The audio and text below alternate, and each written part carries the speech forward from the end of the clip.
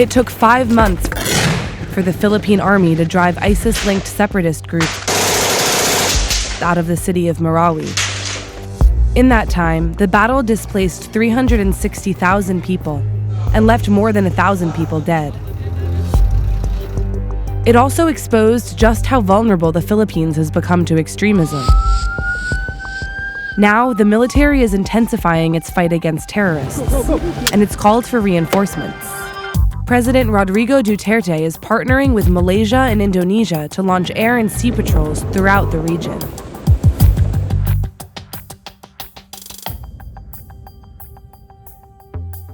The new front in the fight against ISIS-linked terrorists is patrolling the same waterways that foreign fighters have exploited in the past. Terrorists from different countries like Malaysia, Indonesia, were reported to have passed in these waters. This is a vast sea lanes that is very difficult to patrol. We first met Major Rowan Remus in Marawi during the height of the battle. Sounds close. He now oversees this multinational strategy at sea. What happened in Marawi is an eye-opener for us. So we are learning from it and improving our capabilities to prevent similar incidents and prevent terrorists to come in our region. The government has been criticised for allowing Marawi to happen. So you see this as the government taking steps to be proactive in combating terrorism before it takes a hold? Yes, what is happening right now is we are increasing our capabilities in combating terrorism. That is the marching order of our Commander-in-Chief to prevent incidents like what had happened in Marawi. Even though the Philippines is putting a lot of resources into keeping terrorists out of its waters, the real fight is taking place on land. This remote island is the stronghold of Abu Sayyaf, the brutal extremist group with ties to ISIS. We're flying over Sulu Island right now. Right down there is where several hundred Abu Sayyaf terrorist members are hiding out, and you can see why they were choosing this spot. This jungle area is so thick and it's so vast, it goes on for so long. Leading the fight here is General Cirilito Subihana, the commander of Joint Task Force Sulu. What are the particular challenges of this terrain? Well, they are from here. Most of the members are from here. They are very much familiar and they have some amount of influence over the people here. Subihana has fought Abu Sayyaf for 3 decades and has the battle scars to prove it. I have a shattered forearm. They put a metal aim plate that long with 5 screws. So it was shattered. No bones hold my hand anymore. I have bullet wounds on my arm, my head, on my stomach, and on my buttocks. So I have 5 gunshot wounds all in all. Do you think that there's something inherent about this area that means that this kind of terrorism is going to exist for a long time? One is poverty. When the Abu Sayyaf started their kidnapping activity and they get ransom, they shared the ransom money to the community nearby.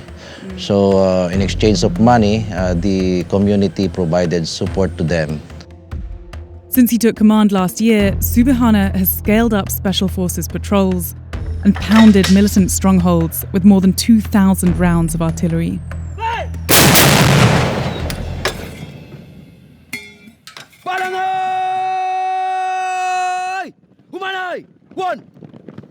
But the enemy is so entrenched in the community that the military has now turned to local civilian militias who are more familiar with the land. Why do you feel like you need civilians to train here? Actually, these people know the terrain, know the place, they know the enemy. They report the presence of the terrorists in the area. They're used to fighting this menace in the province. After 45 days of combat training and target practice, these militiamen get paid by the government to fight alongside the military on their home turf. And these people are permanent residents here. Few soldiers to lead them, they can fight the terrorists here. Is it a concern that, Abu Sayyaf does have a strong presence on this island, and the weapons you're providing them, this knowledge and training you're providing them, could easily end up in the hands of Abu Sayyaf? No, we don't worry about that because we don't employ them by themselves alone. We employ them with regular forces, and we ensure that They move, they fight alongside the regular forces, so we don't lose unnecessarily these firearms. 500 have graduated so far, and an additional 200 will be trained in the coming months. But for all the stepped-up military presence, the troops haven't been able to cut off Abu Sayyaf from its main revenue source, kidnapping for ransom.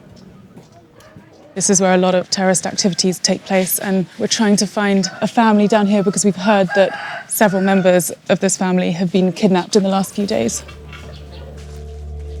Frederick Trinidad showed us how 11 armed men surrounded his home and kidnapped his parents and 4 other family members just 3 days before. Yung una, nagluluto yung kapatid ko at saka tatay ko. Yung nanay ko dito nakahiga. Yung una, pumasok yung mga taong yung tinutukan nila yung kuya ko. Sabi nila sa kuya ko, pasok. Did the 6 of them who were taken try to escape? Did they try and run? Kasi sila makatakas kasi tinutukan na sila ng baril. To try and raise the $3,000 demanded in ransom, the family sold this house. But if they still can't find the remaining cash, the kidnappers are threatening to execute the hostages.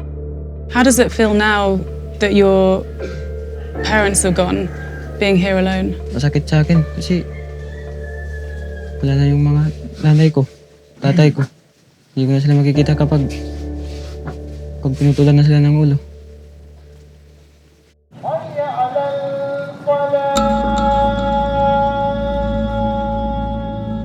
The more Abu Sayyaf is able to keep terrorizing local communities and make money off kidnapping, the more it will continue to pose a threat to the entire region.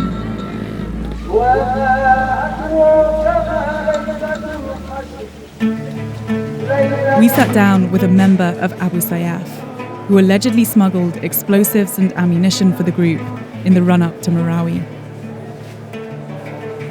He's now locked away in this overcrowded prison with more than 100 other suspected terrorists.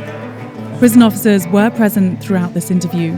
The prisoner says he's speaking to us of his own free will. Is what happened in Marawi helping Abu Sayyaf, or is it harming them? And for their purposes, I think they succeed. The government is saying that this is a victory for them. Mujahideen has no losses.